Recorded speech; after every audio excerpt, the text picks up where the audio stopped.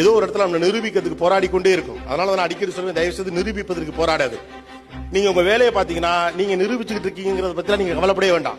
நம்ம மனிதர்கள் அவமானப்படுத்துகிறார்கள், சங்கடப்படுத்துகிறார்கள், அதிலிருந்து ஜெயிக்க வேண்டும் என்ற எண்ணம் ஒரு வயது வரைக்கும் உங்களுக்கு இருப்பது நியாயமானதுதான், நான் இல்லைன்னு சொல்ல. ஆனா யாரையோ தோற்கடிப்பதற்காக ஜெயிக்க முயற்சிக்காதீர்கள். உங்கள் மகிழ்ச்சிக்காக நீங்கள் படியுங்கள். 4 பேரை வாழ வைக்கணுங்கிற எண்ணத்தை நோக்கி படியுங்கள். நம்மளை அசிங்கப்படுத்துறவனை தோற்கடிக்கணுங்கிறதுக்காக நீங்க படிக்கணுங்கிற அவசியம் இல்லை. அவனுக்கு அந்த தகுதியே கிடையாது, இல்லையா? ரைட்டு தானே?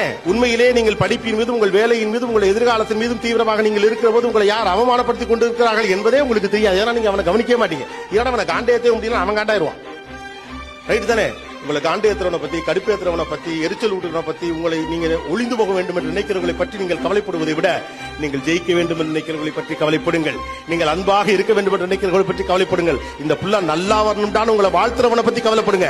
உங்களை பிடிக்காதவர்களை பற்றியே நீங்கள் கவலைப்பட்டுக் கொண்டிருப்பதால் உங்கள் பிடித்தவர்களை பற்றின கவலை உங்களுக்கு போயில்லாமல் போயிடும்.